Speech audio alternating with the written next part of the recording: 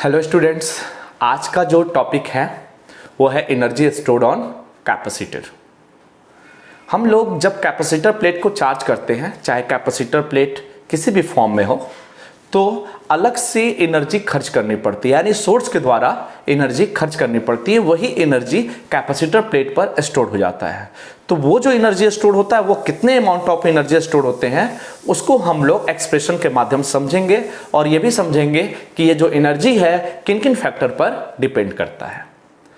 तो इसके लिए हमने दो प्लेट लिया, यानी इस एक्सप्रेशन को हम पैरेलल प्लेट कैपेसिटर के हेल्प से प्रूफ करने वाले हैं।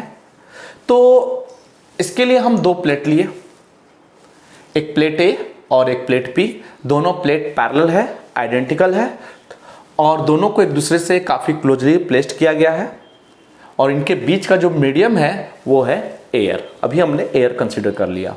प्लेट ए को पॉजिटिव सोर्स से कनेक्ट करा दिया और प्लेट बी को अर्थ से कनेक्ट करा दिया। तो मान लिया कि इनके बीच का जो पोटेंशियल होगा वो V वोल्ट होगा। अब क्या होता है कि जैसे ही हम इस पॉजिटिव पोटेंशियल से कनेक्ट कराएंगे तो कैपेसिटर प्लेट ए पर पॉजिटिव चार्ज एक्युमुलेट हो जाएगा, और इंडक्शन के वजह से बी पर नेगेटिव चार्ज आएगा, और इस फेस पर जो पॉजिटिव चार्ज आएंगे वो अर्थ के द्वारा न्यूट्रल हो जाएंगे। तो हम लोगों ने पिछले लेक्चर में पढ़ रखा था कि इस प्रोसेस के दौरान कैपेसिटर प्लेट को चार्ज करते हैं तो कैपेसिटेंस बढ़ जाता है, यानी कि सिंगल प्लेट का जो कैपेसिटेंस था वो इस प्लेट को रखने के साथ इस प्लेट का कैपेसिटेंस बढ़ गया, तो ज़्यादा से ज़्यादा अमाउंट ऑफ चार्ज स्टोर कर पाया, और जितना ज़्यादा चार्ज स्टोर कर पाएगा उस हिसाब से उतना अमाउंट ऑफ नेगेटिव चार्ज इस प्लेट बी पर इंड्यूस्ड हो पाएगा। तो जितना चार्ज इस पर आएगा उतना चार्ज इस पर आएगा, बस अगर इस पर प्लस क्यू है तो इस पर माइनस क्यू होगा।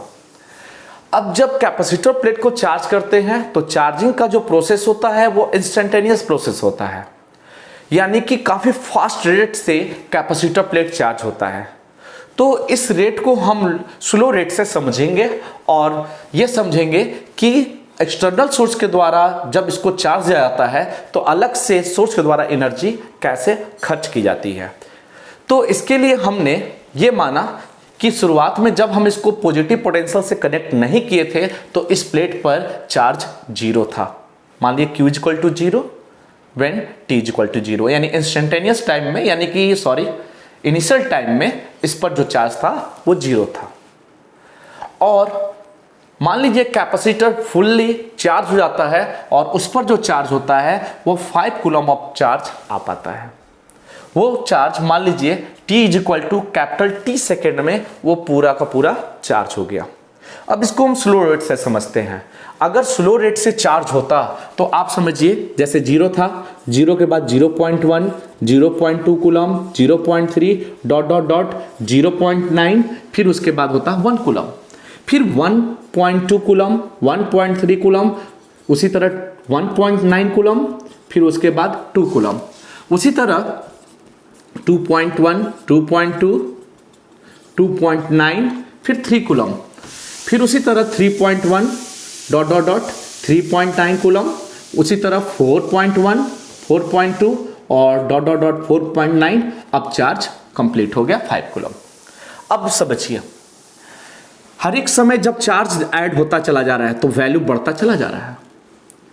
तो किसी समय, ये अभी हम स्लो रेट समझ रहे हैं क्योंकि ये सारा प्रोसेस इंस्टेंटेनियस है, काफ़ी फास्ट रेट से 0 से 5 कूलम चार्ज आ जाएगा। इसको हम तोड़ के समझ रहे हैं। मान लीजिए किसी समय T इक्वल टू T पर, T समय पर चार्ज था Q 2.1 था। अगर हम इसको थोड़ा सा और चार्ज देना चाहते हैं तो उसके लिए मान लीजिए कितना का डिफरेंस हुआ 0.1, तो 2.1 के रिस्पेक्ट में ये जो डिफरेंस है स्मॉल है, तो इसको हम लोग DQ कंसीडर कर लिए।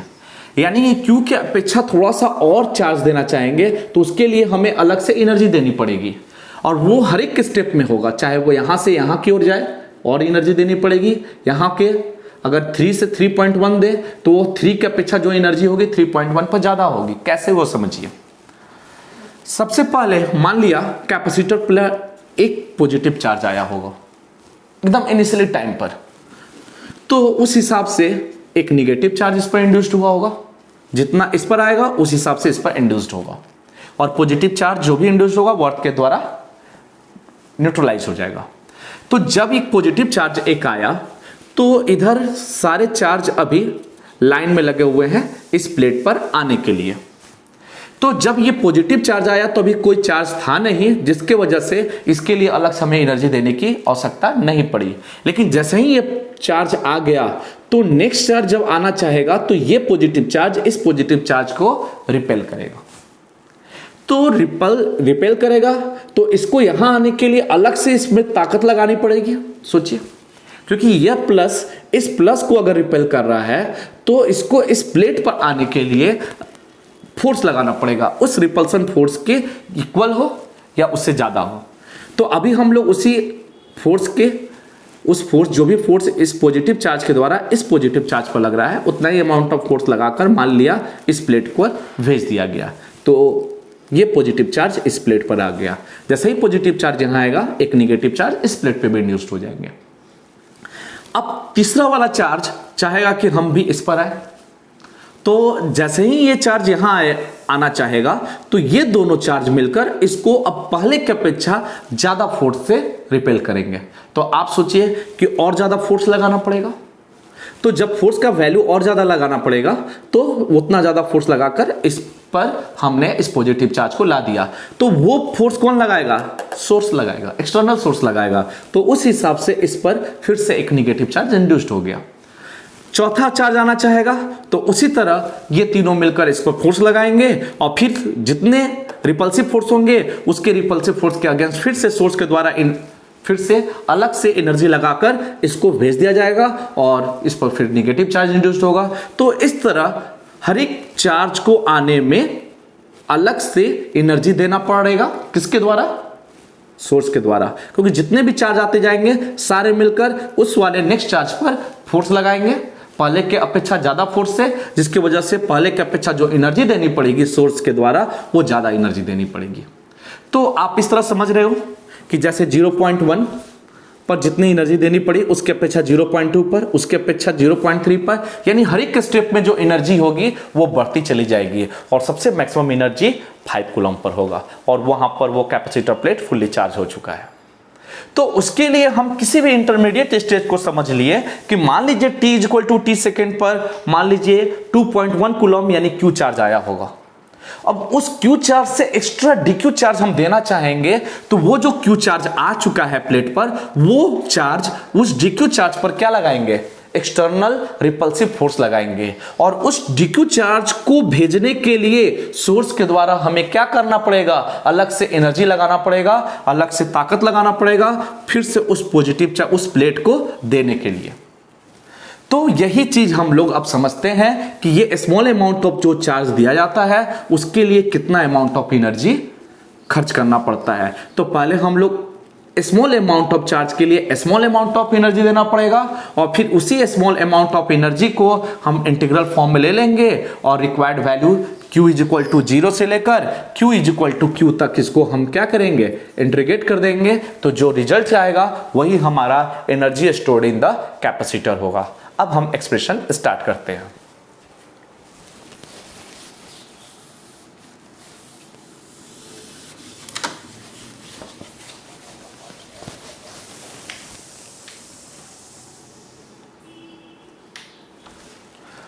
मान लीजिए कैपेसिटर प्लेट चार्ज हो चुका है तो किसी इंस्टेंट इस कैपेसिटर प्लेट पर चार्ज Q हुआ था तो प्लस Q इस पर तो माइनस Q, तो हमने स्मॉल q मानेंगे। ठीक है, तो इसके लिए कंसिडर कर लिया let a parallel plate capacitor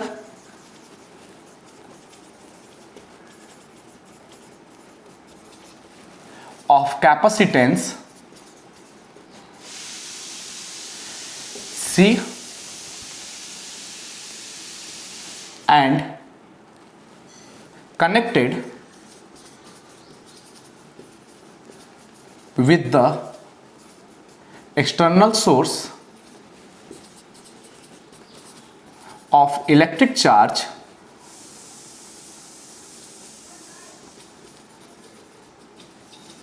which make the potential of capacitor plate is V.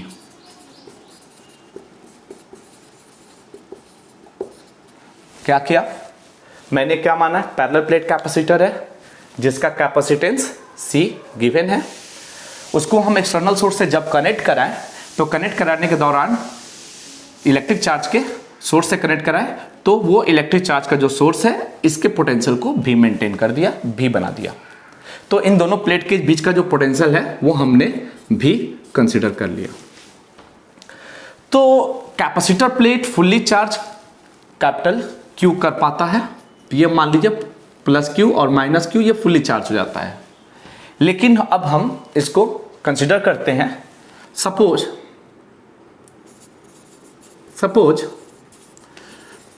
During the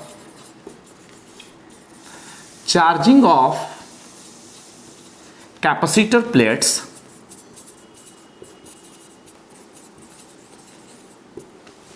the charge on the plate is Q at any instant। तो किसी क्षण चार्जिंग के दौरान उस पर जो चार्ज था वो स्मॉल q था। तो small amount of work is to be done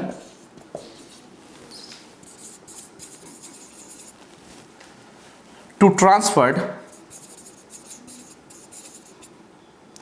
extra a small charge dq on that capacitor plates। ये आप समझ रहे हो कि जब किसी इंस्टेंट हमने ये माना कि प्लेट पर चार्ज Q था, ओके, अब उस Q से थोड़ा सा और ज्यादा चार्ज देने में हमें स्मॉल अमाउंट ऑफ वर्क करना पड़ेगा। तो वो स्मॉल अमाउंट ऑफ वर्क क्या होगा, तो अब एक चीज ध्यान समझिएगा कि वर्क डन कैलकुलेट करने का दो प्रोसेस, एक मैकेनिकल वर्क होता है और एक इलेक्ट्रिकल वर्क होता है। तो वर्क डन के लिए जो फॉर्मूला होता है dW is equal to F into dx। तो यहां जो मैकेनिकल फोर्स के लिए जब फोर्स लगेगा तब हम लोग निकालेंगे, और एक जो होता है इलेक्ट्रिकल वर्क वो होता है V इंटू डी क्यू के बराबर, पोटेंशियल के मेथड से V is equal to dW upon dq। तो अब आप सोचो कौन सा वर्क हम यूज करेंगे, तो यहां पर जो वर्क यूज करना होगा वो पोटेंशियल वाला यूज करना पड़ेगा, क्योंकि हमें एक्सटर्नल फोर्स से अभी हमें नहीं मतलब है, क्योंकि चार्ज को एक जगह से दूसरे जगह हम यानी एक प्लेट से दूसरी जगह प्लेट पर नहीं भेज रहे हैं। तो यहाँ पर अभी हम जो भी रिक्वायरमेंट है वो पोटेंशियल के वजह से ही वर्क कैलकुलेट करेंगे। तो यहाँ जो वर्क डन होगा वो work done dW is equal to V into d q के इक्वल होगा। अब हम लोग ये देखते हैं कि कैपेसिटर का जो कैपेसिटेंस था वो C था, किसी इंस्टेंट उस पर चार्ज मैंने दिया Q, तो उस स्थिति में C इज इक्वल टू कितना होगा, capacitor C is equal to क्या होगा, Q अपॉन V। V तो फिक्स्ड है, लेकिन जिस समय उस पर चार्ज हुआ था, किसी इंस्टेंट जब माने थे तो उस पर चार्ज क्यों था कैपेसिटर प्लेट पर, तो उस समय उसका capacitance C is equal to Q upon क्या होगा, V होगा। तो ऐसी स्थिति में V इज इक्वल टू क्या मिलेगा, Q अपॉन C प्राप्त होगा। अब इस V के वैल्यू को हम यहां लाकर प्लेस कर देते हैं। तो इस तरह dW इज इक्वल टू जो रिजल्ट मिलेगा, V का वैल्यू है Q अपॉन C और ये हो गया dQ। तो ये हमारा स्मॉल वर्क डन आया, ठीक है, वो स्मॉल मतलब very for the given instant of time interval. अब हम लोग को टोटल एनर्जी निकालना है, तो total amount of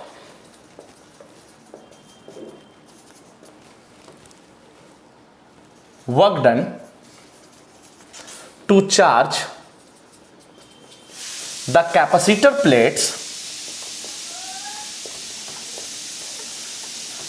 from Q is equal to Q2, Q is equal to capital Q, यानी कि 0 कूलम से Q कूलम तक चार्ज करने में टोटल वर्क डन क्या होगा, तब हम इसको इंटीग्रेट करेंगे।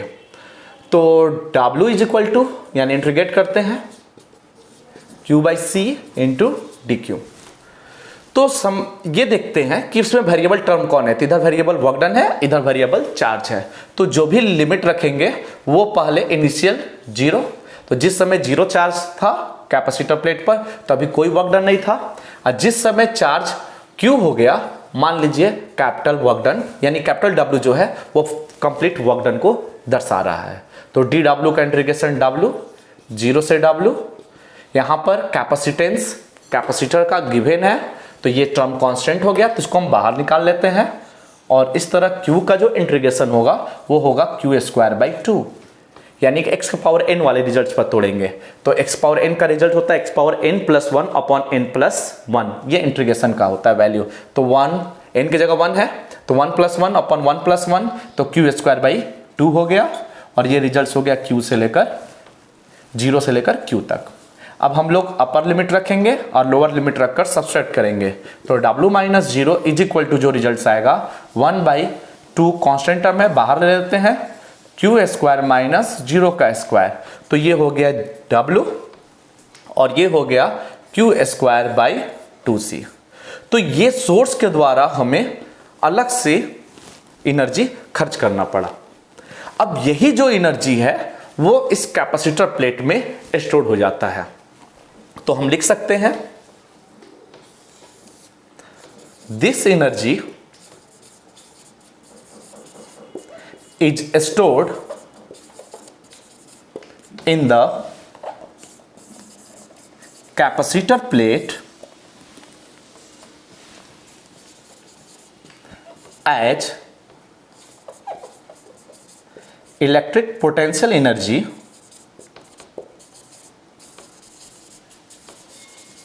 सो W बराबर U बराबर पोटेंशियल एनर्जी को U से डिनोट करेंगे और ये रिजल्ट्स हो जाएगा Q²/2C। तो ये हमारा इलेक्ट्रिकल पोटेंशियल एनर्जी हो गया जो इस कैपेसिटर प्लेट में स्टोर होगा। अब हम लोग ये देखते हैं कि इसका दूसरा फॉर्म भी आ सकता है, क्योंकि यहां पर भी हम लोग देख रहे हैं कि जो पोटेंशियल एनर्जी स्टोर हुआ है वो Q और C के फॉर्म में है, यानी चार्ज पर डिपेंड करेगा और डिपेंड करेगा कैपेसिटेंस पर। यहां से पता चल रहा है कि कैपेसिटेंस जितना कम होगा उतना उसका एनर्जी ज्यादा होगा चार्ज को स्टोर करने में। अभी हम लोग दूसरे फॉर्म में देखते हैं रिजल्ट्स। आई थिंक आप यहां से कॉपी कर लिए होंगे।